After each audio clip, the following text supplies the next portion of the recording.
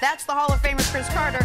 That is Nick Wright. I did say I was going to bring a box of pens. I forgot, but 5 minutes ago, my lovely hairdresser, Freddie, said, I think you need this. She didn't do it, though. Full disclosure. She didn't do it. Someone just gave it to her 10 minutes. Was it you? No. Well, then I lose the bet. Freddie, love, peace, and hair grease. When does this end, by the way? When do you guys stop just betting against my ability to remember things? We decided that if it ever gets to either one of us being plus or minus $1,000, it's over. Right now, I've won 3 times, he's won once, so I'm at plus $200. This is not going to go on anymore because now I've told everyone in here if a box of pens is going under the desk. I've said it 3 days today. Yeah. I've got 100 back. What does Cardi B say? I'm living my best life. Living your best life. There you go. See? Oh, here we go. You need a handshake. Dap it up. That's how we start. Good morning, everybody. Let's do it. Let us start the television program. What in the world is going on in New England? First, the team doesn't win a Super Bowl. Yeah. That's crazy. Bill Belichick and Cardi B. Shout out to the Bees. Let's do this. And more Bees. Tom Brady battles time on Facebook, not Instagram. Now Gronk may be organizing his exit papers. There's a feud brewing in New England. According to the Boston Herald, part of the friction between the two might be Gronkowski seeing Brady's personal trainer, Alex Guerrero. Belichick, not a fan of Brady's doctor, who reportedly chastised Gronk in front of the team for being involved with the now famous TB12 method. All right, CC, motivation is key when we talk to you. You understand a little bit more than we do why things go the way they do, what the motivation is behind why a coach would do something like this in front of teammates. What do you think Bill Belichick was thinking? Well, first of all, coaches have styles. They have themes, and then they also have their personality. Belichick was groomed under one of the great motivators and manipulators of words and trying to tap into your talent and what motivates you, Bill Parcells. That's where he learned a lot of this. Sure. Bill Parcells was famous for, you'd be warming up before the game, and the person either had the same number as you on the opposing team or whoever you were going against. He would be able to enhance their resume, or to be like Lawrence Taylor, he used to always say, "Oh, you're the best number 56." Because the team over there, they're number 56. Man, their general manager, I talked to him before the game. So there have been coaches. Nick Saban does the same thing at Alabama. Greg Popovich, we've read in the Kawhi and some of the other things that have coming out about Pop's style, what he did to Tim Duncan and other star players. This is typical for Belichick. The only reason why this might be a little more intriguing, because it talks about the Tom Brady and the Tom Brady 12 training method. But, CC, did some of those other coaches do it as a form of motivation? Was this, in your opinion, do you think he did this to try to motivate Gronk? Because it seemed like it might have been for the opposite reason. Well, Belichick and coaches like that, yes, part of their job is motivation, but also part of it is to check the organization. It's also to let the other guys know no one else here is above being criticized. Tom Brady is criticized. I'll tell you guys all the time. Bill Belichick, when he starts, typically he starts the session after the game with the bad plays of the game. And he will start at the top with Tom Brady and mistakes that he's made. He's used this as a training tool in New England for a long time. So it's not surprising that he got on someone like Gronk. This is how he does things. Nick Saban does things the very similar way. Greg Popovich, we've read about him doing things the same way. So I'm not surprised at all. This is how Bill does things, and he's been very successful at it. Now, we can't act as if Bill didn't have a problem with Guerrero being at the training facility. Right. Because they granted him clearance, and then eventually they revoked that clearance. So I'm not surprised at all. If he had a problem with the trainer, that he would send a message through either Tom or through Gronk to the rest of the guys. If he didn't want the guys training with him, if he thought there was a conflict as far as messaging between the training staff and what Guerrero was doing, yes, he was trying to clear that up. And the best way to do it is to be able to use strong words against one of your star players in front of his peers. Listen, the examples you're using about other coaches trying to motivate guys, and Belichick has a lot of that in him as well, I almost put that in a slightly different category to this, because what this includes that those examples to me don't necessarily is the element of control. And I think what we saw last year was, for the first time since really the Patriots won that Super Bowl in 2001, Bill Belichick lost at least a small piece of his control.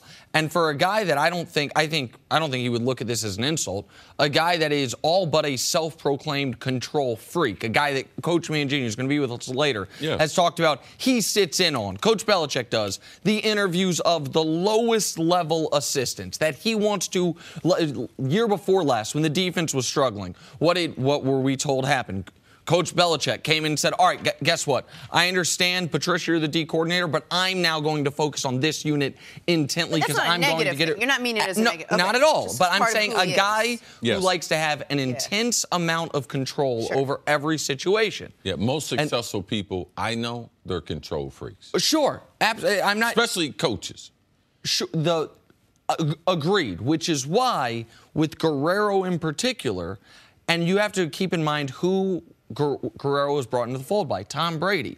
Tom Brady, who last year, it would appear, for the first time in Belichick's tenure there, has almost superseded Belichick in the control hierarchy. To me, this is an example of a guy wrestling some of that control back. He can't tell Tom Brady not to train with Alex Guerrero. But guess what? Who's the next biggest name in that locker room that he can still, for the other 51 guys in the locker room, remind them who is ultimately in control? Maybe this guy gets to do his own thing, but you guys can't. Even Rob Gronkowski can't. That, to me, is the differentiating factor because I don't think Alex Guerrero, even if I don't agree with all his methods and I think some of the things he's tried to sell in the past are sketchy at best, I don't think he's a bad trainer. I don't think he's making these guys more likely to get hurt or that all of a sudden the Patriots are going to be at a competitive disadvantage because they have guys training with Alex Guerrero.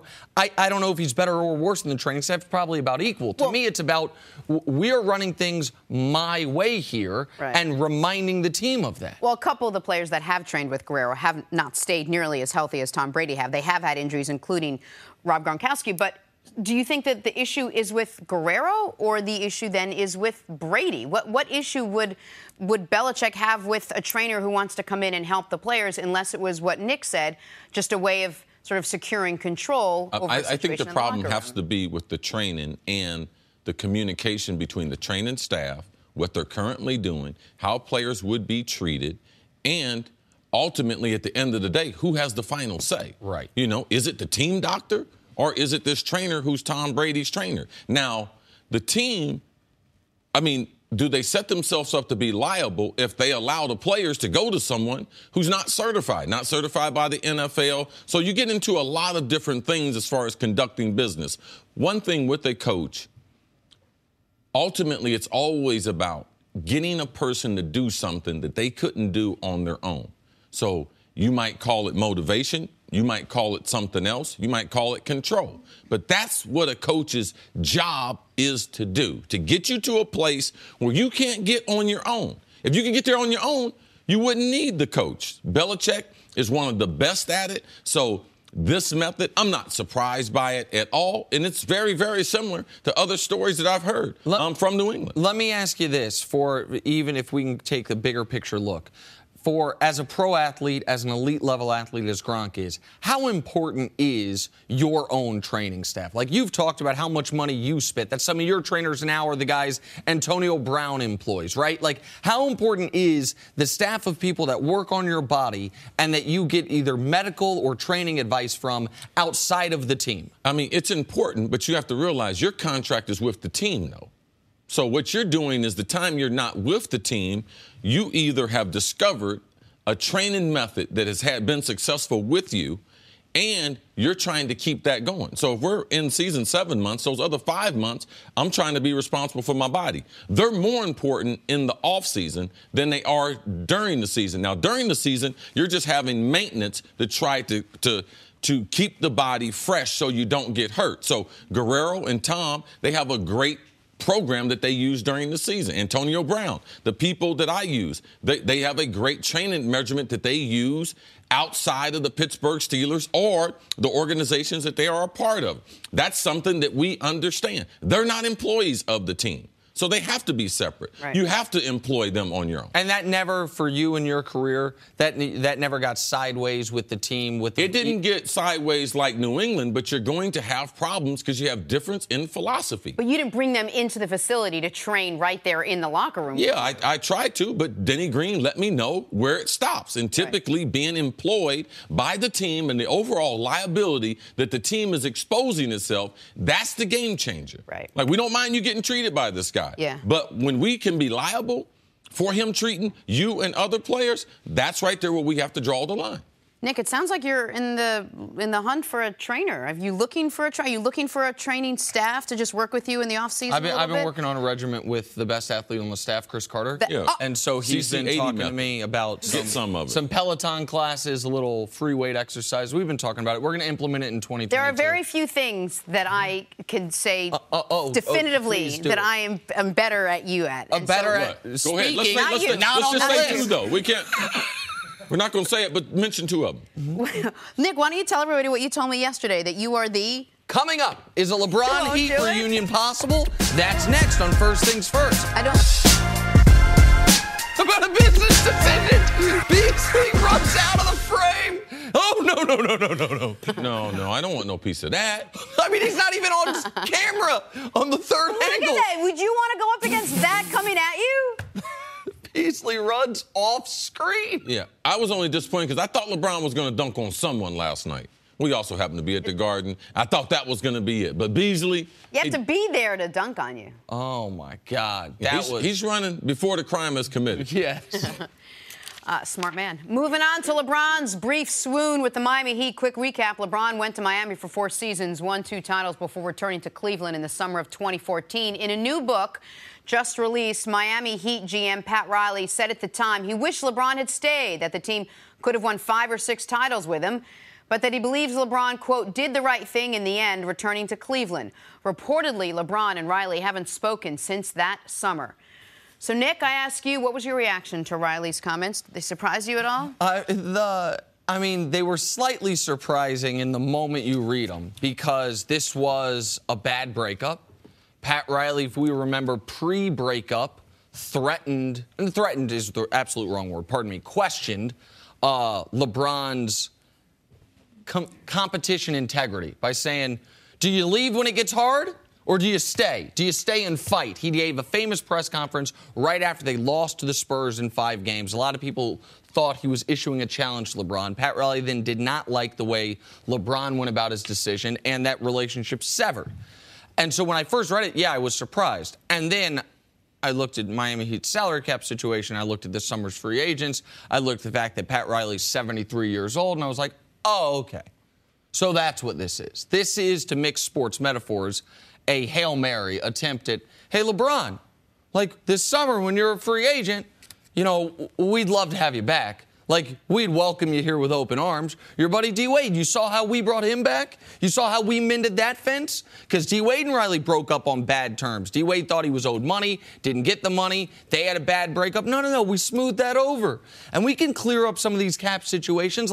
So to me, this was the Miami Heat, led by the face of the Miami Heat at this point, Pat Riley, trying to get in the discussion. Hey, your wife, she did sure seem to love South Florida. Your kids, you still own a home down here. Eastern Conference. There's a lot of things we can do here. That was my immediate reaction to this. And there's probably a better chance because you have to consider this. If LeBron's going to stay in the East, which teams would he go to? Mm-hmm. And it's just no different than New York. There's a couple billboards, trying to woo the king to come to New York.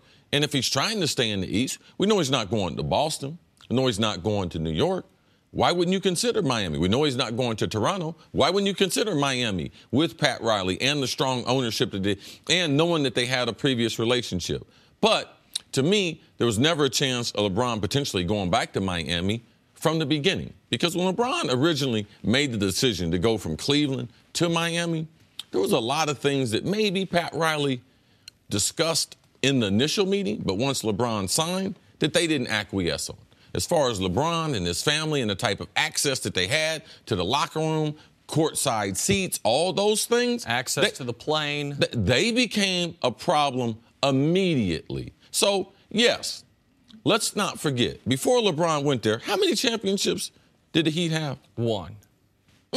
How many finals appearances did they have? 1.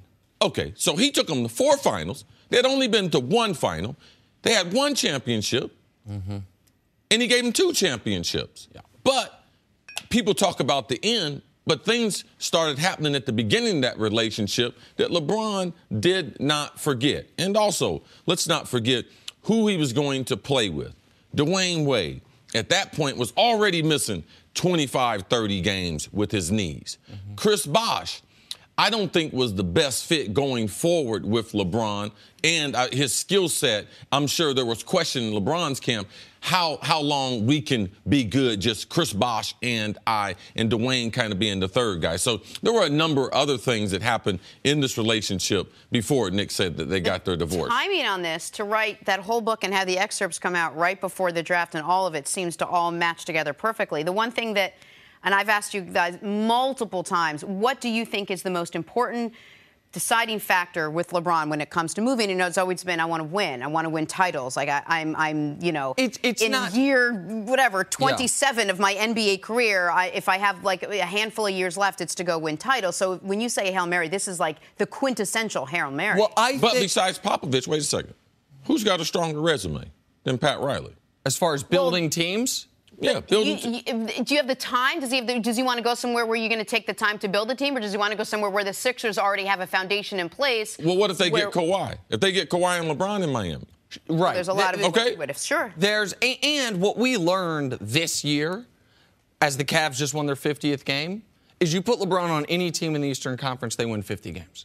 That's what we learned this year, given who's been on the Cavs this year. And I know we'll talk more about that later in the show. So, I think he feels like we can compete anywhere, at least in theory. Now, obviously, Houston, Philly, San Antonio, if they get it patched up with Kawhi, are all much better options to win now.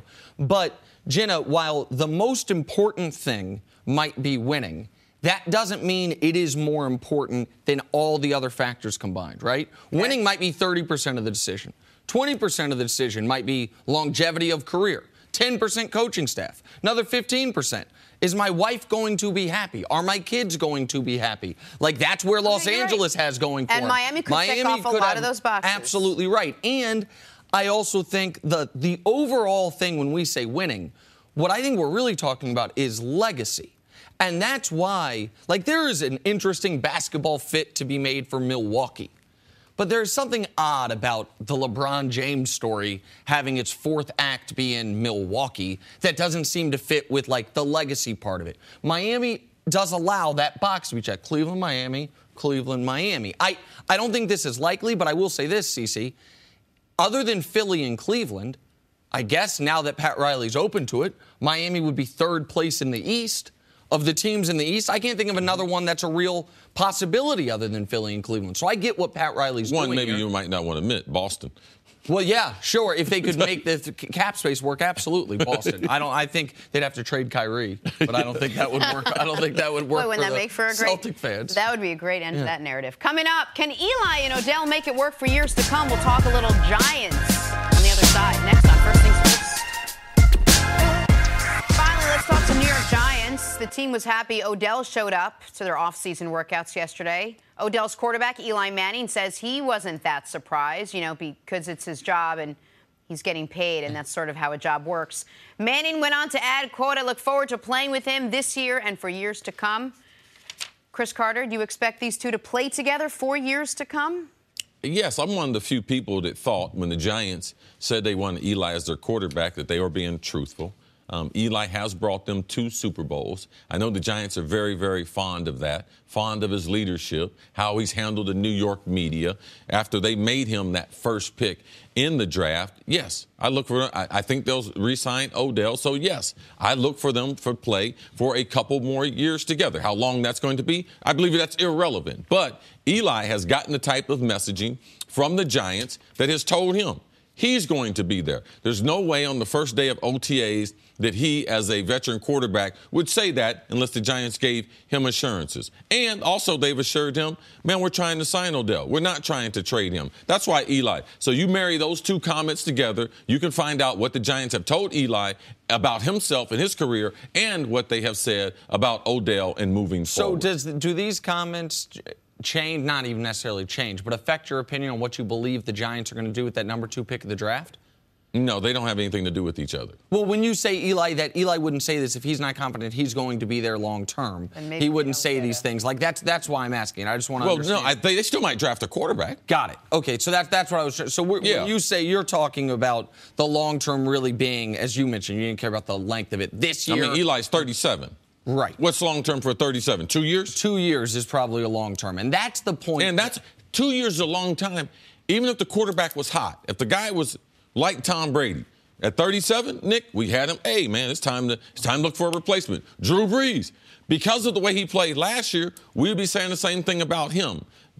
Eli is coming into 37, not playing as well as these guys. So long term. If Eli don't play well during the season, he could get benched too. That's the key point. That is, I learned last year kind of the hard way that maybe using the historical parameters as far as quarterbacks and their age and what their success could be, that in 2017 and 2018 you can throw those out. Like we've seen in the last 3 seasons, the best quarterback rating ever for a guy 38 years old or older, set 4 different times in the last 3 seasons. 3 times by Tom Brady, once by Drew Brees. It'll probably be broken again by both of them this year. So for players that are still playing at a super high level, the age doesn't seem that relevant. But the age does seem relevant for Eli because his quarterback trajectory has at least followed more of what you would consider a conventional or predictable, normal. Yes. Whereas, okay, so his best time was his early 30s. He had a bit of a resurgence a couple years ago with Odell. And then last year and really the year before, like you saw it tracking downwards. Now, I don't think he'll be as bad this year as he was last year because the Giants won't be as injured. They'll be better at the offensive line. Odell will be there for more than a couple of games. But, of course, like, there is no real long term for Eli Manning when you're 37 years old and you're coming off a season where your passer rating wasn't in the top 20 in the NFL. Like, the long term for Eli is this season and maybe the next season. Realistically, you pair these two together. What can they do based on what you saw last year? How big of a turnaround pairing these two could you see for the Giants? They have to do some things offensively. They have to give Eli the protection that he needs. They have to have some type of running game. Nate Solder is coming over from New England as the left tackle. That should help him in pass protection. But the Giants' inability to be physical from a running standpoint, that hurts the passing game. Brandon Marshall, he's had a good offseason. He's trying to come back from his worst season as a pro. So they can be one of the most prolific offenses as far as throwing the football. But throwing the football is not going to get them success in the NFL. They have to have some balance. And the Giants, the only time that they've won is when their defense has been outstanding. Right. So it's not only on Eli's shoulder, Odell's shoulder. It's that organization, that defense, and collectively what they're trying to do. And the defense is where they've spent the lion's share of their money. Like, Eli's got a reasonable contract. Odell hasn't gotten paid yet. They don't, but prior to signing the Nate Solder, like, their offensive line wasn't super high paid. Like, their money was spent on those star defensive acquisitions in free agency the season before last and in drafting a guy like Landon Collins. Like, the talent and dollars would say the defense should be one of the 10 best in the league, which was their method in 2016. The offense wasn't elite in 2016. It was good enough to go along with a really good defense. All right, if it feels like it's been a while since we talked about Andrew Luck playing football, it's because it's been a while since we talked about Andrew Luck playing football. He hasn't played a game since 2016, out with that shoulder injury, and it turns out he may be further away from returning to the field than we thought. Luck spoke about his rehab process. Take a listen to this. I'm not a perfect feeling athlete right now, by any means. So there's still a focus on me to make sure that I can feel really, really good and then be unbreakable. I don't want to put myself in a situation where this happens again and I have to go through the same thing again and again. No, I've not picked up the Duke and started throwing it yet, and I don't want to skip steps. I'm trusting the process that I'm in right now very, very much. I'm trusting myself in this process, and when the time is right, I'll pick it up. So, CC, Andrew Luck had said earlier that in prior rehab stints, he has skipped a couple steps. He was anxious to get back on the field. He wants to play. Obviously, you know he wants to play. This time he's very set in his ways that he is going to make every effort to really go step by step to make this process work for him. How big of a deal is it, though, that he hasn't even picked up an official NFL football yet? It's not a big deal. I mean, he tore his labrum. And this is an injury that goes back to not him missing the season last year, not him getting injured in 2016. This is the injury from 2015. And in the interview and other publications, it's been clear that something went wrong with the procedure and or the rehab. Now, Andrew Luck took some of the responsibility. He said that he's an impatient person, and then, bless you, and then he also said that he doesn't want to take any missteps, which he's letting us know he made mistakes before. Yeah. He thought his body felt. Now, Andrew Luck is a big, strong guy. Now, we might hear his voice. People who don't know him and see him up close, like he is built like you want an NFL quarterback to be built. So he thought it was about a physicality thing, and it's not. It's a lot of small. When you tear your labrum, there's a lot of small muscles that you have to strengthen to try to regain this throwing motion. And that's just normal part of the physical therapy process. Eventually, he'll pick up the football. But I'm glad that he understands what the process is now, how the process went wrong the last time, and trying to correct it. So I think at this point in April, it's not a big deal. He's coming back from a significant injury. He's coming back from basically, you remove like spinal cord, back, neck type of things, like as significant of an injury as a quarterback can suffer. Like obviously labrum in your throwing arm, it's a huge deal. But I want the audience to better understand what the process is, because I will admit, I'm not ashamed to admit it, I was super confused. Because I had read a few weeks ago Andrew Luck is throwing a ball that's heavier than a football, and then I read today he's not yet throwing a regular football. And I walked into Chris's office this morning, I said, explain this to me.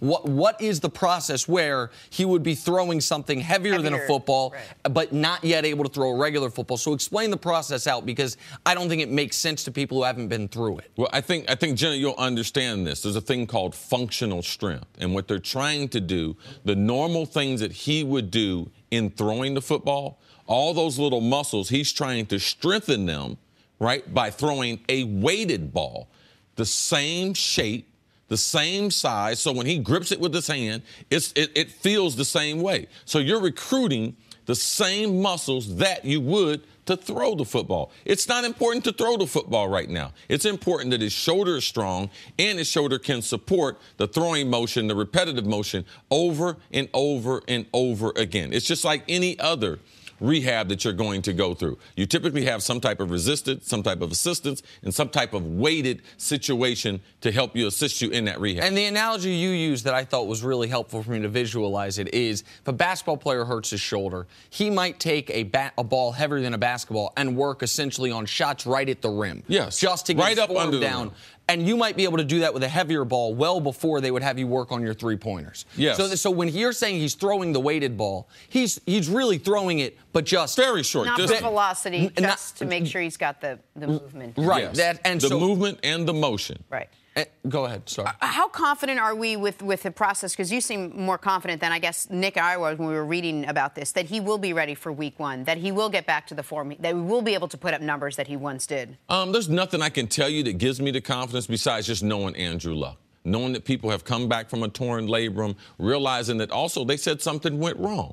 So obviously there's something went wrong. There's something that could have been corrected. So it's just more of a belief that I have in Andrew Luck, and I believe that his destiny ends up with him being one of the greatest quarterbacks ever compared to him being one of the biggest disappointments that we've seen ever. And I want to, just as a football fan, man, I hope he gets back to health, because he was unfairly maligned by dopes such as myself for 2 years, who didn't know how significant this injury was, who I held his draft projection against him, saying, this guy was supposed to be the best quarterback prospect in 30 years. He's had one really good season, and that's it. Like, he's not the guy we were told he was going to be. He was playing through a significant injury. I didn't know it at the time. I wasn't the only one, but I will own that. Like, I would like to see what a fully healthy Andrew Luck, as a veteran in this league, hopefully with a legitimate supporting cast, can actually look like. Because the guys who study guys coming out of college say he was going to be one of the great players in this league. Yeah, let's not forget his first 3 years, they won 11 games. 11, 11, and 11. All right, he was off to a great start. No, look right in the camera, Nick. Say I'm a dope. What? I just said it. No. Let it marinate. Here, you guys. But you were criticizing him for years, so let's get like 2 or 3 minutes of that. Look right in there. I'm a dope. Could the Andrew Thunder Luck, be poised for a deep playoff run? Next on First Things First. Welcome back to First Things First. Chris Mannix is with us. Chris, this morning, what up, man? Nick comes into the morning meeting, and there's always one thing he likes to brag about, if it was a workout or a big meal or something. And this morning, it was you. He got to be on your podcast yesterday. Yes. It was the highlight of his day. He beamed from ear to ear talking about it. We just can't spend enough time together. Is that what it is? It's one of those things. It was a ton of fun. It'll post right after the show. Yes. People should check it out. Excellent. It may have already posted, but I'm telling people it posts after the show. Check after. To make sure we get that. There you go. All right, Chris, you know, when the Oklahoma City Thunder team was first put together this offseason, expectations were high. How could they not win with Russ and PG3 and Melo? And then came a long, head-scratching season of moderate disappointment. And then last night, they clinched a playoff spot with a win over the Heat. In fact, a win on Wednesday, and they clinched a top 6 seed in the West. So which Thunder team is heading to the playoffs? No one really knows. Chris Mannix, how dangerous are the Thunder to those 2 big teams in the West, the Rockets and the Warriors? I tell you what, I was rooting pretty hard for the Heat last night because nobody wanted the 2-7 matchup with Oklahoma City and Golden State more than I did, because that would have been the most intriguing and fascinating first-round matchup. That being said, Oklahoma City is by far and away the most dangerous team in the bottom half of the playoff bracket. I mean, to some degree, they've underachieved offensively this year.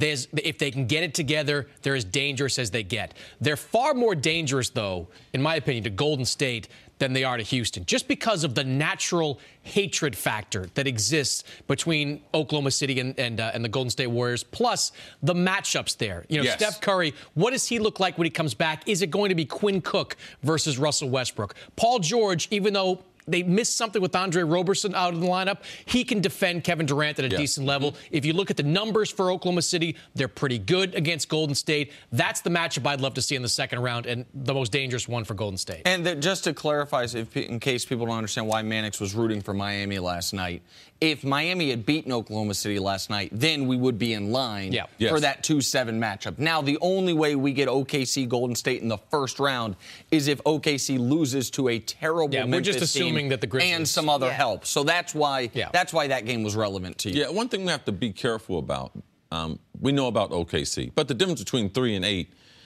in the Western Conference is 2 games. So you're talking about, man, the 4 to 5, with these matchups, the second round. Yes, we would have loved to seen OKC in that 7 spot, because what it brings to the playoffs. The reason why we think this year for Golden State was going to be their toughest year, or toughest run to a championship, was because how in the 3 previous ones, they blew through the playoffs. Nick, it's well documented what their playoff record was, but if you could match them up with someone with the hatred, just the personal vendetta, KD, Russ, OKC, the crowd, the home court advantage that they have at OKC, because I believe that plays a big difference. The wear and tear, not only physically, but mentally, that it would have on Golden State. Like, I believe also that Golden State, it would get their full attention. If they get someone else in the first round, now we know they've been sleepwalking the last 10 or 15 games, but Russ and OKC, it would get the champs undivided attention, realizing that this is the first time that we could actually lose in the first round. And so the point is, they are likely now probably going to get the Spurs or the Pelicans or Golden State in the first round.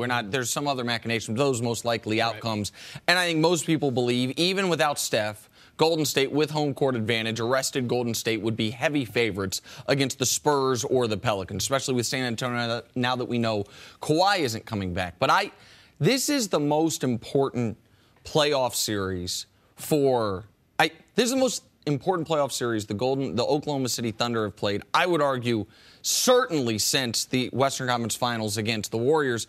But you could make something of an argument since the NBA Finals against the Heat, because what it means, whomever they're playing, for the trajectory of this franchise, if they lose in the first round. They've got 47 wins.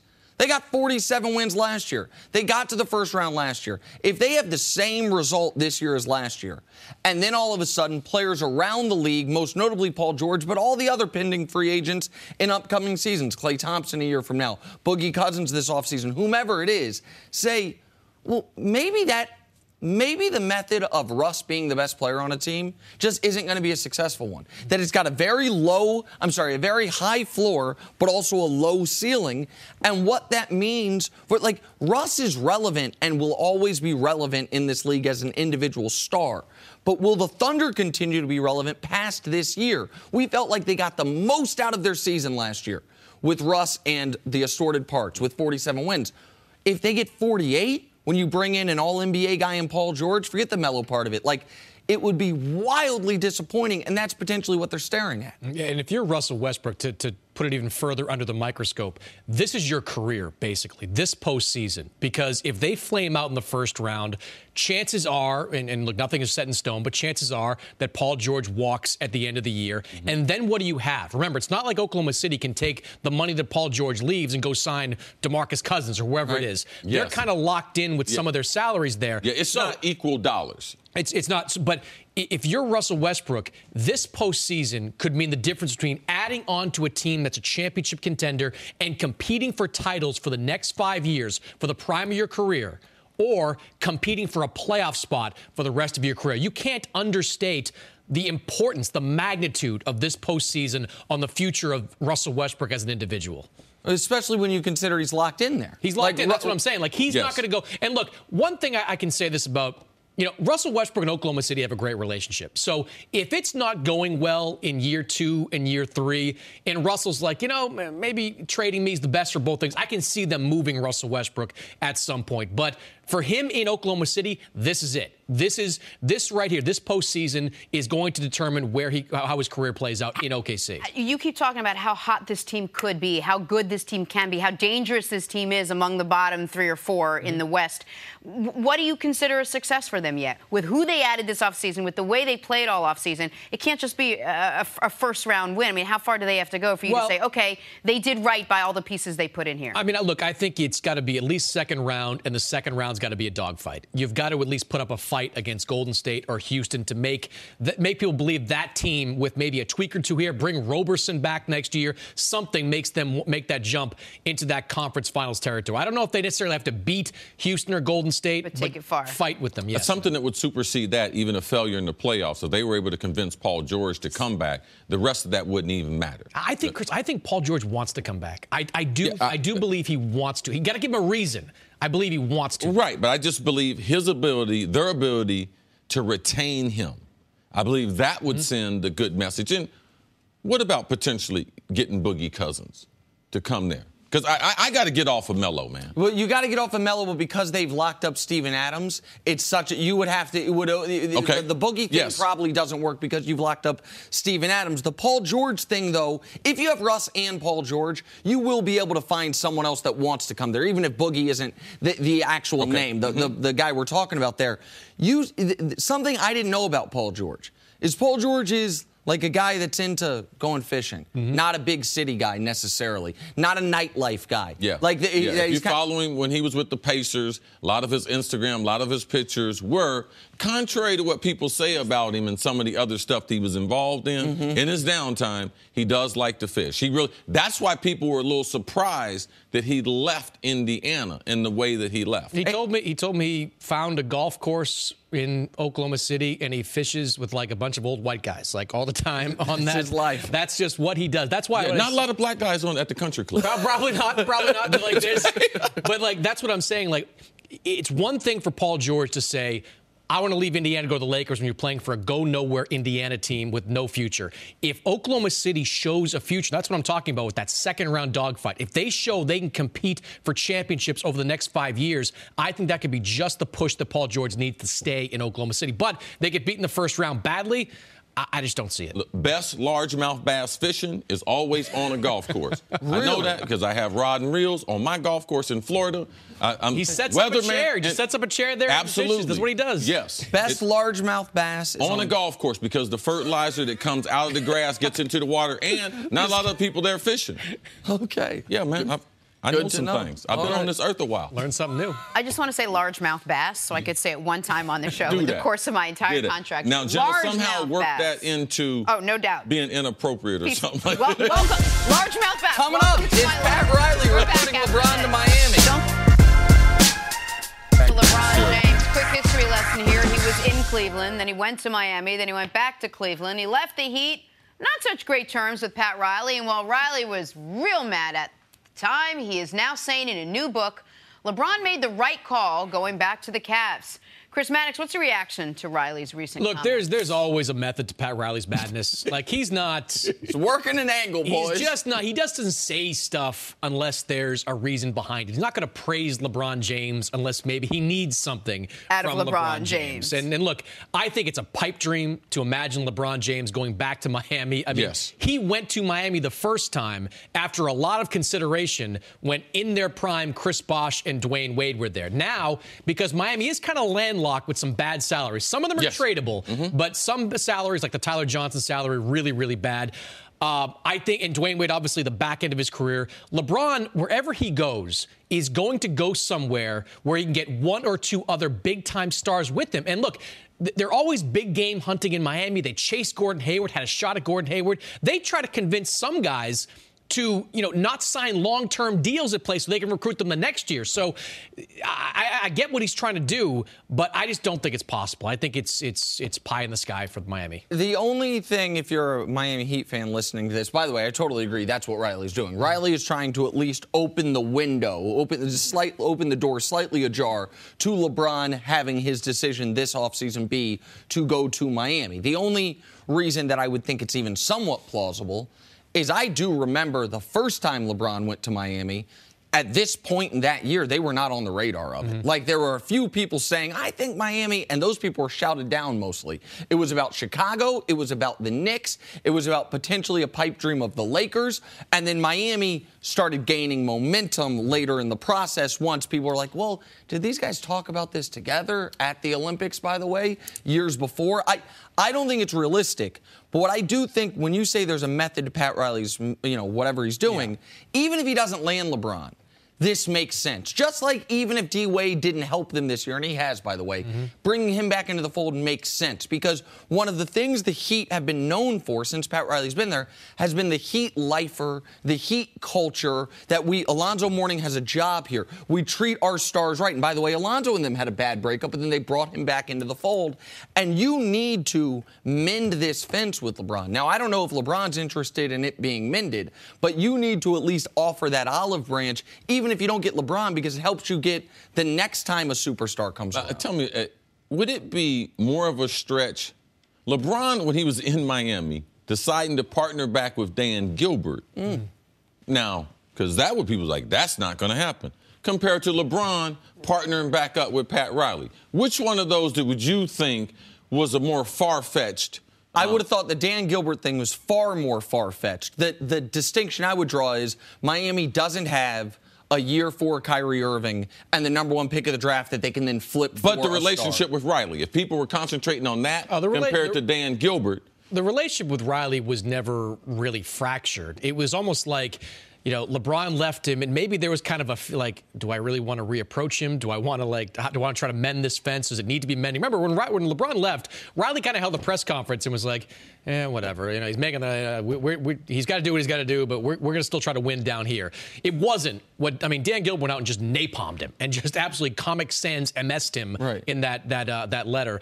Just a different dynamic altogether. Besides this Brooke excerpt that's coming out, what would Miami have to do to realistically or legitimately have a shot at getting LeBron You'd have to James? bring somebody else to the table with him. You'd have to, be able to recruit one other big-name guy, whether it is, maybe you say to LeBron, we can flip Hassan Whiteside for DeMarcus Cousins. We can bring in a player like that. We can maneuver. You have to have a concrete plan in place. And maybe they can have one. Maybe they can do that. But I still think it's far more likely that a Philadelphia, a Houston, an L.A. comes to the table with a better type of deal. Plus, already have those. Who already have those pieces in place. But I don't know that LeBron wants that back in Miami. He's always said great experience. Called it college. Yeah, he said it was college for me. I matured. I learned about. And once you go into the pros, you don't want to go back to college. Yeah, Cleveland, there was the lure. There was the siren song of going back and playing in Akron and being a hero amongst these guys. I don't think there's that type of lure, especially with Dwayne Wade in the back end of his career. Listen, there are 3 places that are practical, logical. They've been on the radar, at least 2 of them all year, and the third one as of late,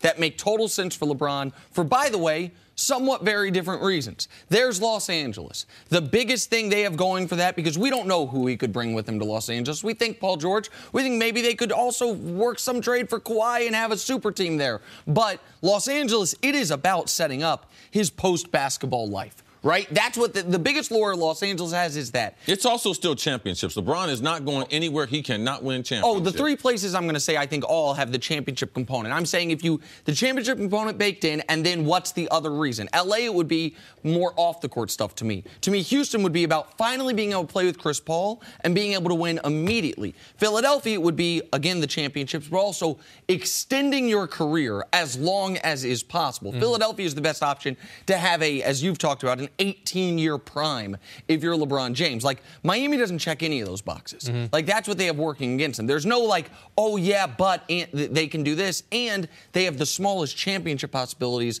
of any of those 3 teams by far. There's 2 things you can be sure of about LeBron's next decision here. One is when he makes it, we're going to learn after the fact that there probably was kind of a 2010 component to it, right? That there was something going on behind the scenes over the course of this year that brought everything together to put him in the spot he decides to go to. The other part about that works against Miami is that he doesn't really have any control down there and never did. He goes to Miami and he complains about Eric Spoelstra and is told to shove off. He wants to bring his guys into the fold. He's told to go away. You get passes for pregame and that's pretty much it. Yes. You are a basketball player in no Miami. courtside And whether it's seats, LA, in LA with Jeannie Buss down there, you can dictate some stuff. Cleveland, we know he has the run of the place. You don't have that down in Miami, and I'm not sure that he wants a situation like that. It's a good point we don't always think about. Chris Mannix, thank you so much for hanging out with us. Appreciate you. Good time. Coming up, Hall of Famer Jerome Bettis joins the show. Oh, no problem. Let's take the kids to Next school on the bus, First. man. Let's do this.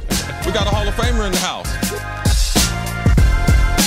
Welcome back to First Things First. We now welcome in Hall of Famer and Steelers legend, the bus, Jerome Bettis. Hey, Jerome. Thank you. Nice to see you. How's it going? How does it feel with this? There's a very Hall of Fame heavy side over there. It's always good. We've been doing this for a while. For a long time. Share the story about when we first met. Oh, my goodness. We first met in Detroit. He remembers. At a Reggie. Oh, I definitely remember. Reggie McKenzie, who was a legendary offensive lineman at University of the state that I grew up in. I don't want to talk about. Big Blue. Big Blue, right. Yeah. Basketball star. And NFL legend. NFL legend. And then he had a camp. And he had given the camp down to the director, was Pepper Johnson. Okay. And Pepper Johnson went to Ohio State with Chris and was really good friends and brought Chris to Detroit for this football camp. And I was in high school at the camp. Wow. And yes. And I got an opportunity to spend time with Chris, Keith Byers, those guys. They kind of helped mold me into the player I was because, to see these guys playing in the NFL, it was really inspiring for a young guy. I was in the 10th grade. Yep. I saw him, got a chance to talk to him. They spent time with us. So his Chris, coaches pointed him out to us that this is a kid who really had a chance. He had a great head on his shoulders. He's going to make good decisions. He's going to be a great football player. So that was our first interaction. How about That's really cool. I didn't know that story. That's great. All right, let's He talk was a baby bus then. Yeah, the baby. He did a baby bus. The little one. A baby bus. Let's talk about your Steelers, Jerome. One of just a handful of teams in the league that considers anything less than a trip to the Super Bowl a disappointment. Standards are high. Last year's results were not. Losing in the divisional round of the playoffs to the Jags, 45-42. Heartbreaking for Steelers fans. However, next season, the Steelers start the year with one of the most potent offenses in the league, led by You hear it every year now. Ben Roethlisberger, Le'Veon Bell, and Antonio Brown. So, Jerome, how open is the Super Bowl window for the Steelers? With most of that offense still intact. It's open, but you have to think that it's, it'll start to close just because from a financial standpoint, it's hard to keep all those guys in place for a long period of time. So, I mean, they still have another year or two to try to take advantage of this incredible opportunity they have with this explosive offense, but they've got to find a way to get that defense to at least be good enough to stop teams. They don't have to stop teams all the time, but just stop them in key moments, and I think that's the key. Well, so let's talk about the Steelers offense a little more for a minute. Ben Roethlisberger is going to, at one point, join you guys in Canton. Antonio Brown is on that type of trajectory. He hasn't yet done enough, but the beginning of his career is on his way there. But then there's Le'Veon Bell. And when you talk about the financials of keeping this team together, this is the last year they can franchise Le'Veon Bell. Yeah. So if they don't get a long-term deal done, you assuming Le'Veon plays well and doesn't get injured, which is obviously what the Steelers want, he's going to hit true free agency next year. How critical do you view Bell as far as that offense being one of the league's best? He's critical because of what he's capable of doing. Not only can he line up 7 yards deep, but you also can put him on line of scrimmage and run him as a receiver. And as we've seen with this NFL that we're playing in today, it's about mismatches. And it's about, that running back in particular being able to go out there and create that mismatch that gives you an advantage tactically. So I think to replace him is going to be very difficult. So I think they need to find a way to really coexist. And I think they can find a number where both are happy with, where maybe the Steelers aren't comfortable with paying, but Le'Veon Bell, maybe he's not getting the exact number that he wants. So they find common ground, and I think it can work. Now, being good friends with you and some of the other great Steelers, Mel Blount, Lynn Swann, Big Mean Joe Green. I mean, you guys have one of the best alumni bases that we have in the hall, have seen. The fan base. I tell the people, one of the best in the business. No matter where the Steelers go, man, their fans show up to support them. Now, we're talking about people, Midwestern people not of great means, but, man, they make tremendous amount of sacrifices. I was troubled by Le'Veon Bell's comments last week, knowing the relationship with the greats and their fan, what he said, that they're trying to make him a villain in a city that typically is meant for heroes. And I know the relationship that you have with the Steelers fans. Help me understand how it got to this point, or is there something that I'm missing that's going on there between Le'Veon Bell and the fan base in Pittsburgh? I don't know if it's quite the fan base that he was kind of directing that to. I think he was more directing that to the media in Pittsburgh because I believe, his concern is that they're painting that brush to make him look like he's greedy and that he doesn't necessarily deserve what he's asking for. And so, so now what's being pushed out in the local media is that, hey, he can't. Which ultimately affects the fans. Ultimately, it does. And, it kind of, what he doesn't want is to be looked at as though he's this greedy, selfish football player when that he can't be anything but that. He's nowhere near that type of player, but he feels he has a value and a worth, and it should coincide with the number that with his productivity. Absolutely. And so you understand that. The Steelers understand that. All right, but they're going to be quiet about it because they don't want anything to happen, because if he's not there, they don't want the fan base to feel as though they didn't do everything they could to make sure he was there. It's just a matter of him not wanting to be looked upon as that greedy, selfish player that happens sometimes. Just like Chris is the weather and golf expert on this show, I am the local radio expert on this show. And let me tell you, to amplify that point, the local talk radio in Pittsburgh is really hard on him. I believe that's what he was talking about. You have two very high-rated, well-listened-to stations in Pittsburgh, and they talk about him more than we talk about Odell and LeBron combined. Not sure it's possible, but probably a close second. So I think that's what he was lashing out at. But go ahead, Jim. One of the ongoing narratives we always talk about with the Steelers is the way they do business in the locker room, right? That's the narrative. It's the noise, the distractions. You have a problem, I'll take it to social media. I have an issue, I'll post about it, I'll talk about about it. Oh, we have the Jaguars coming up. I'll throw some shade. Like, there's a lot that comes out that we discuss. We always have Eric Mangini on here, and he says, hey, every family's to their own. Like, that's the way they do business in Pittsburgh. Do you get a sense of that? Is that just a well-oiled machine, that's not out of the ordinary, that's sort of the way everything works there, and that's the way Mike Tomlin wants it to work? Well, Mike Tomlin, he allows a lot more leeway than other coaches in certain areas. So, he's not that hard on them from a social media standpoint, where other organizations are going to say, hey, we want everything to be silent. We don't want anything to come out from the locker room, where Coach Tomlin doesn't necessarily have those major concerns. His concern is you being where you're supposed to be, how you conduct yourself on and off the football field. Those are the issues that are really, really near and dear to him. So I think from a social media standpoint, they have a laxed kind of policy. They seem to not even have a policy. Exactly. No policy. And so, but you also have to look at it from the standpoint of the players have a voice and they have an opportunity to say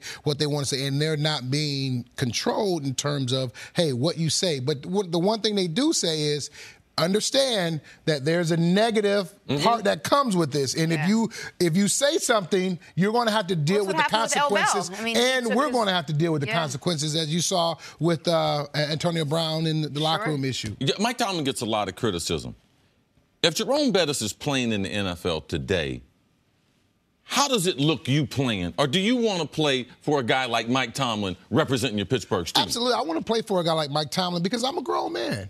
And the decisions that I make in terms of social media, when I press send, I have to stand by those, right? And so I understand that. And so if that is the case, then I have to deal with that head on. And Coach Tomlin says, hey, if you do it, then we're going to have to deal with it. And so as a man, you have to understand that that's part of it. And you don't want to be treated like a child per se, as much as you want to be treated like a man and say, okay, I'm going to stand by this if I press in. Now, Bus, I'm a fan of the bus. I'm on the bus. Yep. Tell us what has brought you here to New York City, and what are you lending the voice of the bus to? Well, I'm working with Stryker on a new program, and it's called Get on the Bus. And it's really spawned by my fear of going to the doctor. And we did a great program last year with me and Fred Funk, the pro golfer. We went around the country, and we got an opportunity to do a lot of different things just to kind of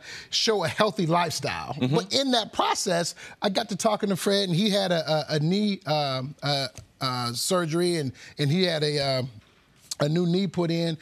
And, he kind of convinced me and urged me to go see my doctor about the knee pains that I was having. And I thought, this would be a great opportunity to use that as a positive. And got with Stryker, and now this program is called Get on the Bus. And what we're doing is we're encouraging people to, even if they or someone they know and love needs to go to the doctor, but maybe needs a little encouragement, that we're encouraging them to go. And this is a contest. So me and Fred Funk, we're targeting 3 cities: Pittsburgh, Jacksonville, Florida, and northern New Jersey. And what'll happen is you can write in. You can go to the website. It's called patient.stryker.com. They can go there.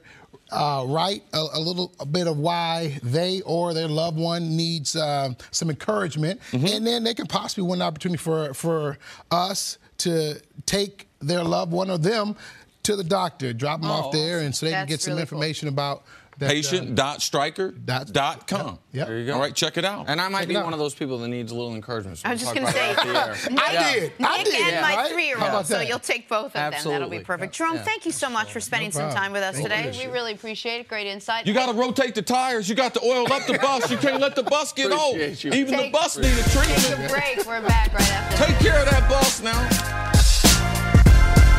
In a recent interview, Sixers rookie Ben Simmons was asked who he believes should win Rookie of the Year. He said, quote, me, 100%. Simmons is an elite company. His 12 triple-doubles as a rookie are second most in NBA history, behind only Hall of Famer Oscar Robertson. So, CC, what do you make of Simmons proclaiming himself Rookie of the Year?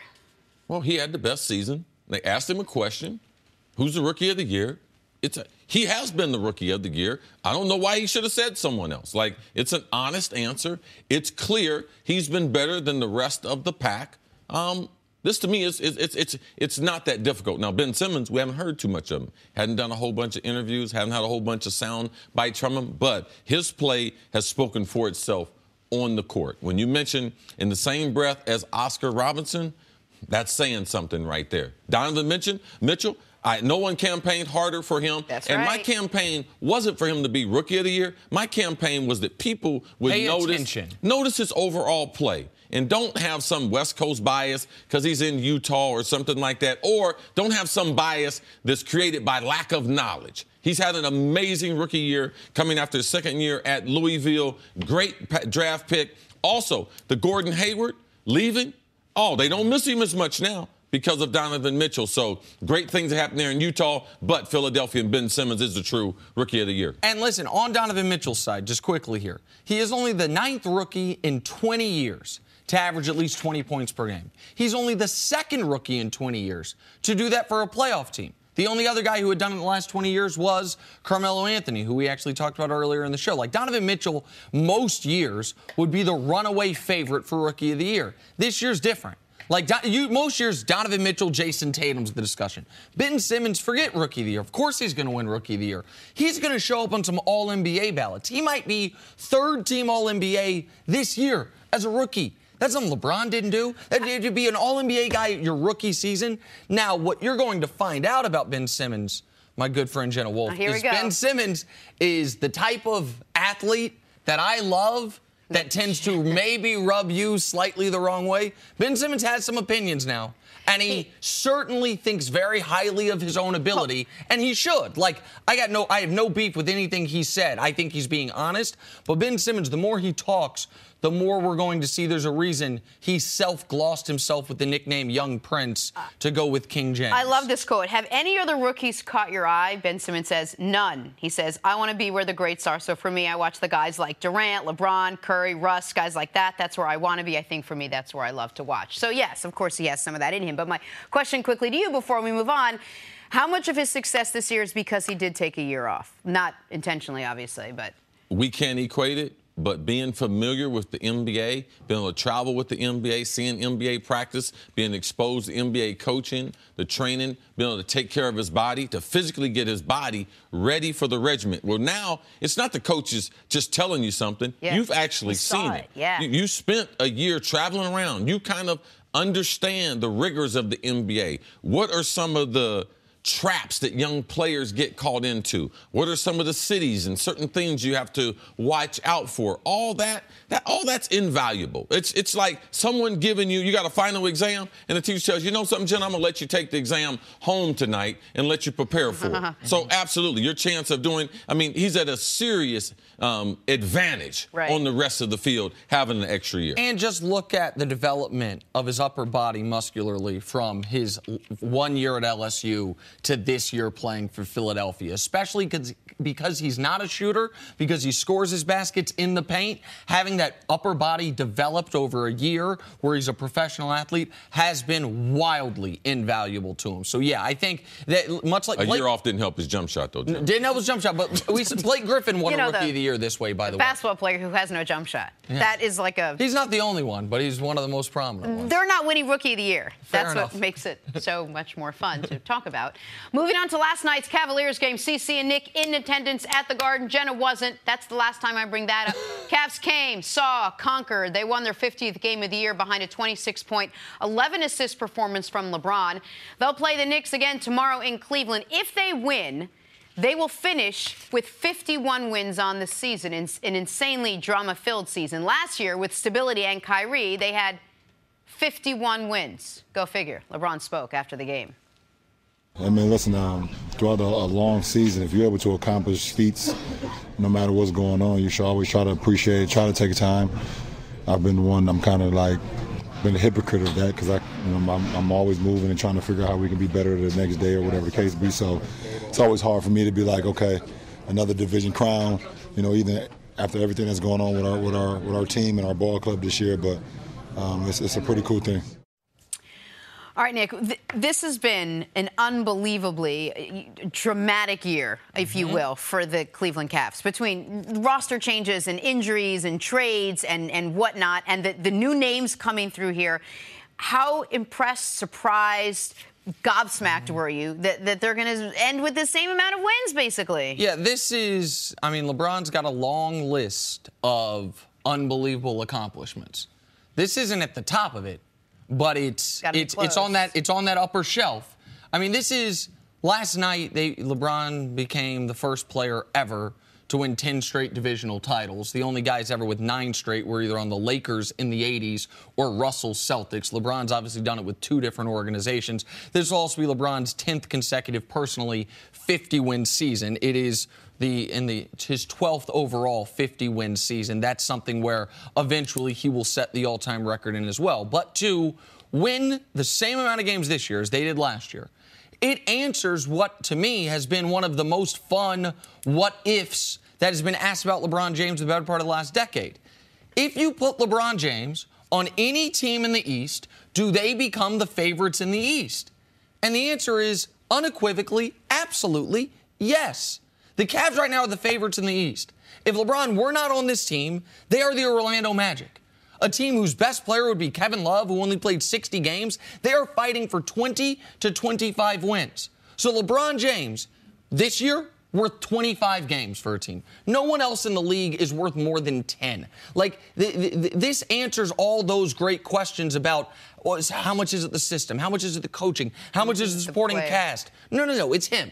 And there were questions about that when he was with Wade or when Kyrie was there. No questions about it this year. You went from Kyrie being traded to IT being hurt to the entire team being traded to Kevin Love being out to Ty Lue being out. They're going into game 82, Jenna, and they have not yet played one game with their full roster. So then this becomes my question to you guys. Maybe it doesn't matter. The last month, we've been talking about how this Cavaliers team doesn't have a solidified roster where the same 5 are going to show up night after night. And I think maybe it doesn't matter.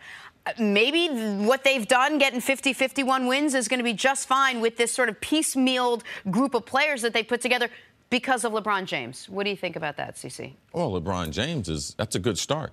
I mean, if you look at the East, we're trying to make the comparison what they did this year compared to what they did last year, and just because they had Kyrie. Last year, they gave up the number 1 seed and lost their way to 50 wins. This year, they had to win. They had to push the gas at the end. They won 9 out of the last. They won last one. They won 9 out of the last 11 games. So, yeah, they're at the same point, but how they got there is totally different. This was an awful regular season. This was an ugly regular season. They also lost their superstar of the future in Kyrie Irving. So, man, this is the type of season. We talked about Russ earlier, like this being monumental. Man, this is a monumental season in Cleveland. This is going to be the season that they lost LeBron. Forget about what happens in the playoff. LeBron decides to leave them. Wait, we're not going to be sitting around talking about, oh, man, they won 50 games. Oh, they won 51 games. No, that's going to be the season that led to LeBron exiting Cleveland. So we can sit around and be like, yeah, great regular season. Yeah, they accomplished with everything they went through, winning 50 games, it is an accomplishment. Okay, let's get a small hand clap. Now let's watch and see what happens after that. Because for me, it's the aftermath that is more important than the totality of the season. Do you think there was, pre-Kyrie being traded, do you think LeBron was still on his way out of town? Even if they had kept Kyrie? No. No. You think? No. Okay. No. All right. So I think No, when you're in search of a young superstar, Kyrie Irving is at the top of those at that list. And he didn't have the type of relationship with LeBron that they couldn't coexist. LeBron still wanted to keep Kyrie. So, yes, that changed everything in Cleveland for me. So for you, I just want to make sure I understand. Once that trade happened, anything short of them winning the championship this year was going to be an enormous disappointment. Right? Because it helps usher LeBron further out the door. They lost their future superstar in Kyrie. I just want to make sure I understand it. LeBron's goals is winning championships. All right? When they traded Kyrie, they're not a championship team. They don't have championship pedigree. They don't have the roster for a championship. So when Kyrie changed, to me, that changed their arc. How high their ceiling could be, that changed with Kyrie Irving. Because I knew that LeBron can't do that with Kevin Love. All right. Did you get your answer? Well, yeah, I was busy sneezing, so I didn't. No problem. We got I'm sorry about that. Don't worry. Something isn't. The pollen. It's 32 degrees in New York. Again, it's raining. I can't wait to talk to Joy Taylor about how it's pouring rain all day today in New York. Coming up, can Eli and Odell make it work for years to come? Eli seems to think so. Next on First Things First. Welcome back to First Things First. We're joined by former NFL head coach Eric Mangini, who feels so comfortable with us at the table that when we all swap stories now, these guys usually are anti-me. Now you've joined the fray of anti-me. Cece, are we ever anti-Jenna Wolf? It's very hard to keep up. But you know what? It's cool. No one's anti-you, Jenna. Not anti-me. We're embracing you and your idiosyncrasies. Okay, embrace me and your idiosyncrasies. I'm pro the group. Thank you. It's Kumbaya, Coach. Kumbaya. Call it a good faith gesture or just call it showing up for work. Odell Beckham Jr. showed up at the office yesterday to the Giants' off-season workouts. Not mandatory to be there, but highly encouraged. And his quarterback, Eli Manning, says he wasn't that surprised. Manning went on to add, quote, "I look forward to playing with him this year and for many years to come." Coach, what do you think? You expect this pair of players, the two of them, to play together for years to come? No. Cool, I don't even know if they'll end up playing together this year. When you look at Dave Gettleman's history when he was in Carolina, so he goes in, the Caps in a bad situation, they're like $16 million over, he gets down to $25 million under, makes changes there. He moves on from Steve Smith, he moves on from who are some of the other marquee? He moved on from D'Angelo Williams. Moved on at some point from Josh Julius Peppers. They come back. Yeah. So there was. It's not a situation where he thinks, okay, I've got to maintain these guys because of what they've done for the organization or the history that's involved there. He's going to make the moves that he thinks are best for the organization. And even not talked about very much is JPP. The fact they traded a very established Giant early on in his tenure to Tampa Bay, to me this says, look, if Odell is willing to show that he's back from injury, if Odell is willing to show that he's willing to be in line with what they're trying to do organizationally, then maybe, but I don't see this ending. So when you say that, you're referring to Odell and not to Eli. You're convinced they're set on Eli. I think Eli's going to be there this year and possibly, 4 or 5 years. Well, and while I might not agree with the length of time with Eli, not because just the age, because I learned that with Tom Brady, but because of the trajectory of his career, the Eli thing doesn't appear to be Dave Gettleman's decision. That seems to be one of the few decisions that might be over his head. That's an ownership level thing. It seems like the Maras are very committed to Eli Manning. Well, one thing I think we get too far ahead of how people make decisions in football. All right? This is the most important year of Eli's. The first 6 to 8 games are the most important games of Eli's career, all right? Because the Mar family, they have not made a decision on what's going to happen in 2019. And when you're to the age Eli is, you have the type of cap number that he has, and you have a young star in OBJ who needs to be signed, it's important. If Eli doesn't have a great start to the season, they are not going to be making plans into the future. For us to try to project those type of things, that's not the way teams do things in seeing how long will these guys be married up together. So, go ahead, Coach. And I don't think that they're going to make a decision with Odell until they see where he is injury-wise. I don't think they're going to make a decision until they see where he is in terms of his commitment to the organization. And you look at it, he showed up for 1 day of work. Okay, he showed up for the first of the offseason program. Let's see what happens 2 weeks from now. Let's see how well this goes early on. Let's see how long he actually stays there for the offseason program. Let's see if they actually get into contract negotiation, and sometimes you have bad days in them contract negotiation. Let's see his reaction to not necessarily hearing what he wanted to hear from the Giants organization. So there are a number of things that could test this relationship. I think that's what Coach is trying to say. Well, the one thing that we've talked about this so much with you, but I don't think I've ever asked you this question. What would you do with Odell? If you were the one in charge? Not what you think the Giants will do, not what Odell wants done, but if you were the one in charge, new to the team, whether you want to be the Gettleman role, let's say you're, coach, president, I know the whatever. Answer to I this. do too. Okay, so what would you do with Odell Beckham? To me, I would, and you have asked me this, and I told you this before, I would play him at the salary that he's at now because it's a $6 million raise. I'd see whether he's come back from injury. I'd see whether or not he's actually committed to the team and he's gonna do the things things that we ask him to do on a consistent basis before Coach, are you in a rush? No. Why do you need to be in a rush? You have him under contract for this year, and you can franchise him for next year. So I'm going to pay him an excessive amount of money because he wants to be happy. We all want to be happy. We all want to get big raises, but that's not how it works. Maybe I want you to fully understand my question, though, because I know we've asked you, would you give him the contract extension? But I don't think and so you've talked about I would pay him under the contract that he has now. I'm talking about the context of also trading him is an option. And so that's what I'm at. In your eyes, would you rather play him? We know you don't want to give him the contract extension right now. You want to pay him the $8.5 million. But with what you're talking about with the new regime in charge, would you be actively shopping him? It seems to me like the Giants are passively shopping Odell. Float out there, it's 2 first-round picks. See if a team is desperate. See if a team wants to give us a king's ransom. Would you be actively shopping him? No, I think that the way that they're doing it in terms of being open to a trade for Odell is the right way to go here. So at least they can see what their alternatives are. If they find a team that is willing to give them something substantial enough to where they say, okay, we can't walk away from this. We've got to make this move. To me, that now gives them another option. Would I want to get rid of a talent like Odell? No, there is no way. And neither do the Giants. Nobody would want to get rid of that. And I know that Gettleman said you can't give up on talent. But the other thing is you can't get held hostage by talent either. Like, that talent has to be part of something bigger. It can't just be a collection of talent. It's got to be a team. No, I was just going to say that the Giants want this to work out, and Odell, I'm sure, wants this to work out. But they don't want to be held hostage by each other. Well, the reason I bring it up is because you brought up, I thought, a good point, the JPP thing. There was no. I understand JPP a few off seasons ago had some drama, but he's been a good player, a really good player for them, a championship player for them. He's also post-injury handled himself as well as you could ask a player to handle himself. And Dave Gettleman came in and simply said, with the money he's making, what we can get back in draft capital is worth it to make that move. It's not because JPP's not a talented player. It's not because you're not better with JPP than without JPP. It's because he was doing the math there. And that's math that I know from talking football with you. You respect that type of math, that we can't just think about this moment, this season. We have to think about the long-term planning of it. And how much of Odell's talent outweighs JPP's? How much of the contract is different? Like, I understand there's a lot of machinations there, but I just think of the people at this table, you probably are the most open to trading Odell. I think they should get... Well, one thing about JPP, you have to listen, that his days were numbered when they signed Olivia Vernon.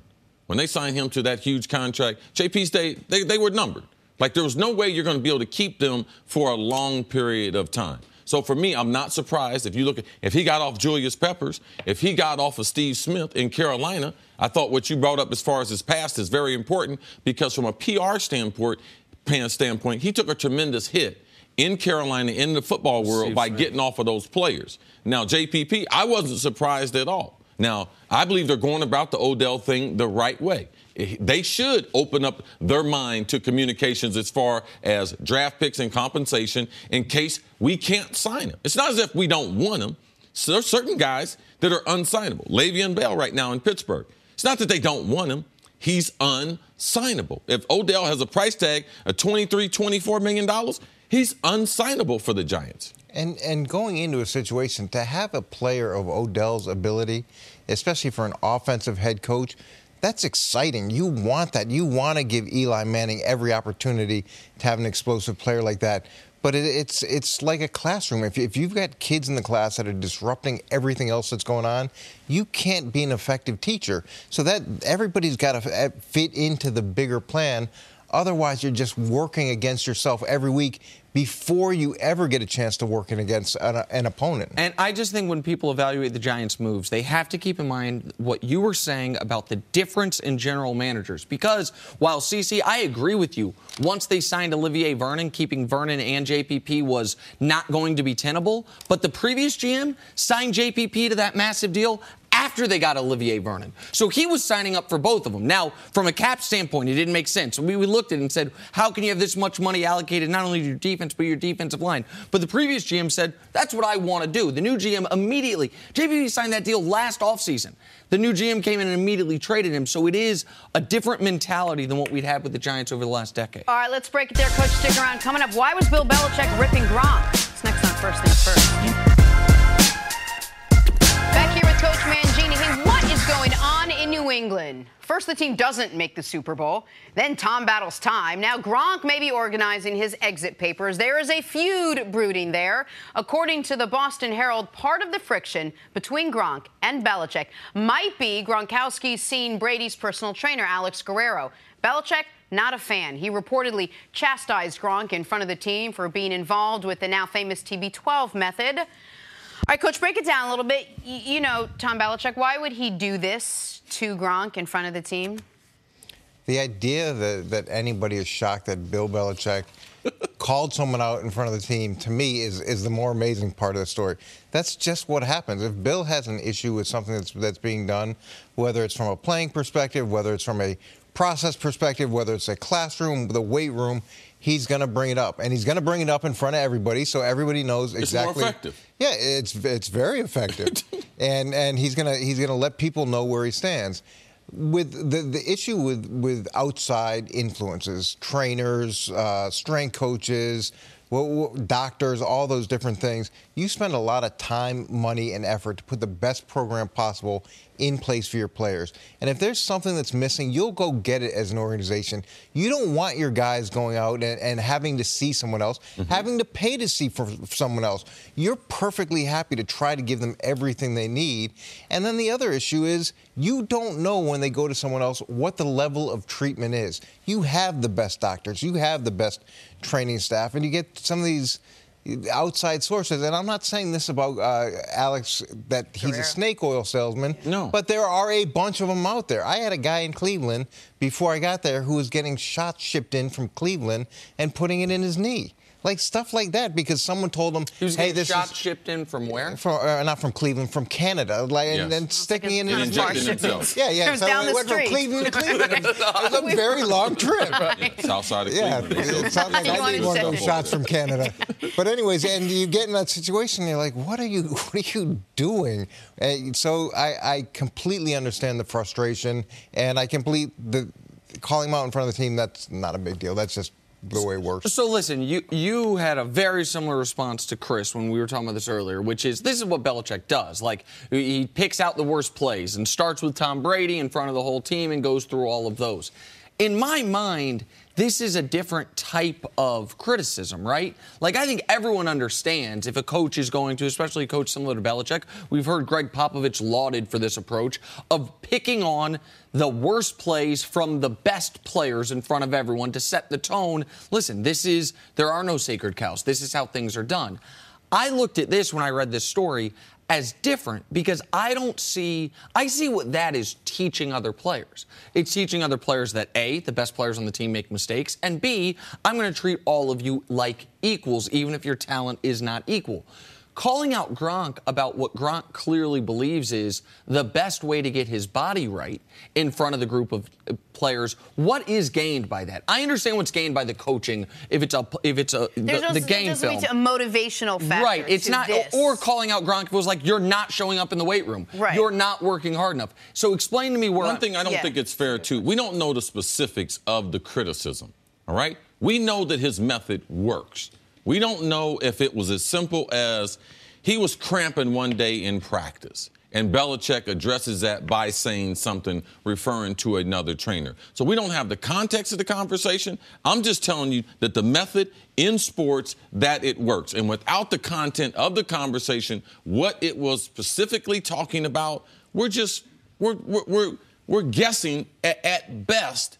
I know what Belichick, what he does works. All right? And I know that if he's doing something outside of what the team believes in. Let's look at Carolina, for example. They say the bidding for the Carolina Panthers has exceeded $2.5 billion. I know Mr. Kraft thinks this way. I know a lot of other owners and NFL coaches think this way. This is a $1 billion business. We're a $1 billion company.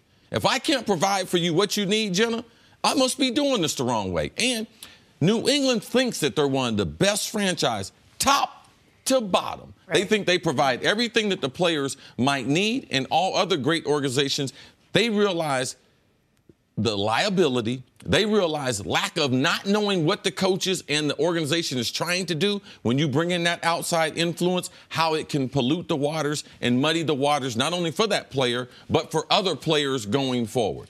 Okay. And when you're the head coach, you're responsible for everything. So it's not just the plays that take place in the field, but you're responsible for the general operation. So whether that means someone operating in the strength and conditioning room, someone operating with the trainer, whether it means getting to the plane on time, everything that happens in that public relations, dealing with the media, you've got all those things that you have to oversee. And you've got to make sure that people are doing it the right way, the way that the organization believes in it. So it's not just about, did you get this play right? It's, are you doing the things organizationally that you're supposed to do?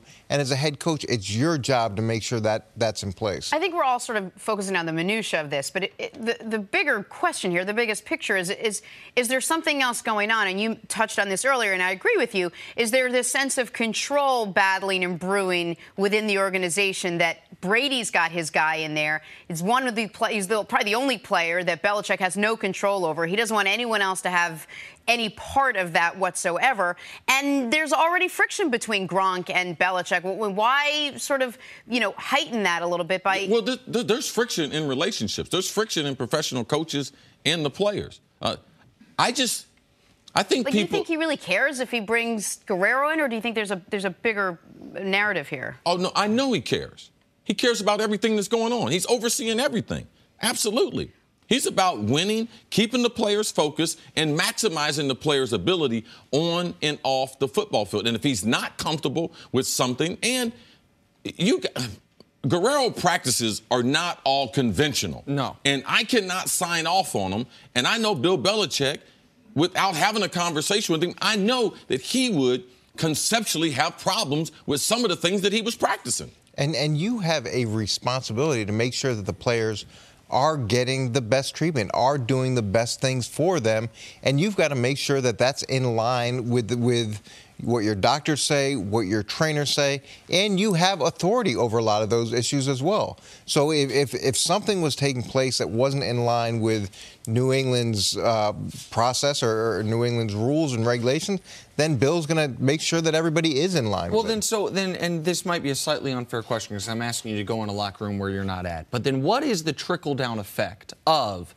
Belichick to the entire team making it clear, I do not sign off on this guy?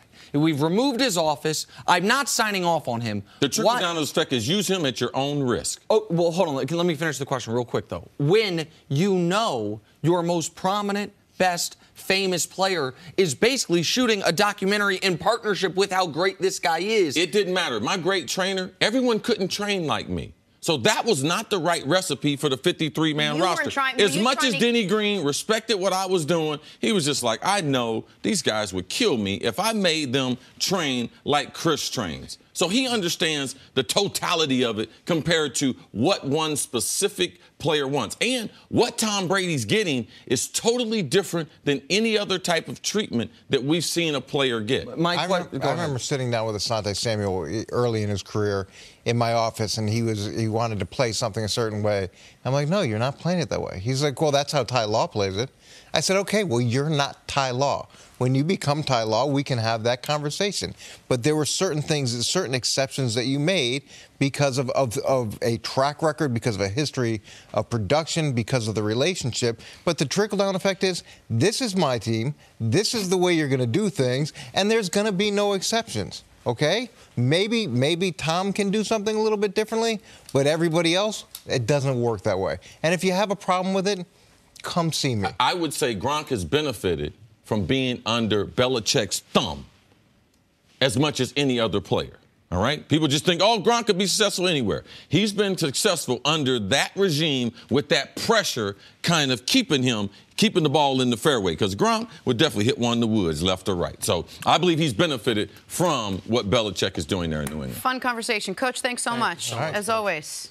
Yeah, you know me. Bring your trainer up in here, Coach. You can bring him. We'll take him. Hey, is there a new team emerging in the Saquon Barkley sweepstakes? That's next on First Things First. Time for drawing a blank now. Joel Klatt's latest mock draft is out, and he still has Penn State running back Saquon Barkley going 4th overall to the Cleveland Browns. Chris, the team you want to see Saquon Barkley on is blank. I'd like to see him with the Giants. I'd like to see him with OBJ. I'd like to see him with nice tight end that they drafted last year. Oh, Evan Ingram. Evan Ingram. We saw him last night at the game. He's excited about year number 2. But his ability to be able to run the ball, catch the ball out of the backfield with OBJ coming back, I think that would be exciting in New York. Listen, maybe this is because I feel badly. Because Did they tell you they want this quick? What? Yeah. Oh, okay. I just started talking. It's quicker if you don't interrupt me. I said 2 words. It was the breath. It was the dramatic breath. Maybe it's because I've been unfair to Andrew Luck in the past. I wanted him to have a weapon like this. I say the Indianapolis Colts. They're sitting there at 6. If quarterbacks go the first 3 picks, only got to get through the Browns and the Broncos. He could be there at 6. I think that'd be the best weapon Luck's ever had since he's been with the Colts. So I say the Indianapolis Colts at number 6. All right, next up, Ben Simmons says he's definitely the Rookie of the Year. However, he was drafted in 2016, so some don't truly consider him a rookie, which got us thinking. Nick, the player who will have the best career from the 2017 NBA draft class will be blank. So Ben Simmons not included in this. I say CC's guy Donovan Mitchell. Just the 9th rookie in the last 20 years, score at least 20 points a game. Just the 2nd rookie in the last 20 years to do that on a playoff team. He's been the best player on a top 5 team in the Western Conference. I like his potential. 2 years out of Louisville. I like Donovan Mitchell. Jenna, I'm like you. I believe in Danny Ainge, the draft pick of Jason Tatum. Yeah. The way they move back to get the player that they wanted. The other pieces, I believe, will be around him going forward. He will be playing in prominent games. He's on a prominent stage, playing with one of the most prominent franchise in the Boston Celtics. I believe Jason Tatum has a better career. Prominent general manager. Yesterday, all-star point guard Damian Lillard said he should be first-team All-NBA this season. He's scoring nearly 27 points per game, 6 assists, so he does have a pretty good case. Nick, the first-team All-NBA guards should be blank. Listen, James Harden's got 1 spot locked up, so there's 1 spot available to him. I don't believe Steph's played enough games. I don't think Russ's team has won enough games. I think Damian Lillard's right. My ballot would be James Harden and Damian Lillard. I'd be happy for Damian. I think those have been the 2 best guards over the course of the season, given everything we know. Steph has played just enough to get in. I'm going with Steph, first-team All-NBA, and the level for which he performed in those games. To me, it takes an unusual performance to be able to unseat someone who has been in that seat for a number of years. Damian Lillard had a phenomenal year, but Steph, when he played, his numbers are so amazing. You're pairing him with Harden, correct? Yes. Okay. I mean, who else could it be? I just want to make sure. They asked for both. They said quick, though. I know, and then they said my ear. We're literally still talking about how we have to go quickly. Dustin. Literally. Warriors are locked into the 2 seed for the postseason, but they've been struggling since Steph Curry sprained his MCL. Now it seems like Steph may miss the first round, making the Warriors, how shall we say, vulnerable. Chris, the toughest first-round matchup for the Warriors would be blank. OKC. What's happening? I don't want to play them without Steph. I mean, Quinn? Quinn Cook. Quinn, he's going to guard Clay. Clay's going to chase him Westbrook around for 5 or 6 games. It's going to be taxing on Clay, but their lack of a quality point guard.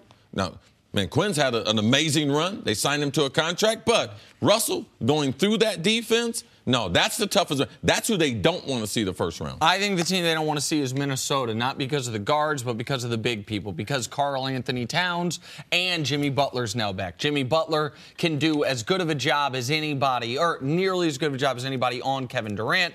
I think that is a team, and also you can put Klay Thompson on Jimmy Butler, who's guarding Karl Anthony Towns. I don't know the answer to that. For those reasons, I think Minnesota, which is, in my eyes, a better team than OKC, but they got to win, by the way, to even get in the playoffs. They got to win tomorrow night. The problem is you put Wiggins. I mean, if you put Butler on KD, you got Wiggins on Clay. Yeah. It ain't great. There's not a lot of teams have a lot of great options to guard both those guys. Hate to debunk your theory. There's no debunking. There's no who's guarding them for OKC, CC? Finally, last night on the Knicks broadcast. Mello, yeah, exactly. Hall of Famer Walt Frazier said that if he could take any NBA player in history to start a team with, he'd take LeBron James. Went out on a limb there with that one. CC, the all-time NBA player you'd start a team with would be blank. This is a tough one right here because I got a lot of love for Kareem. Because as a center, I know I'm getting that longevity too. I know I'm getting one of the all-time great scorers. I got to go with MJ, Michael Jeffrey Jordan. To me, he's the player that I start the franchise with because he's the player I believe I'm going to be able to win the most championships with. And I know he's the most feared player coming down the stretch as far as NBA players.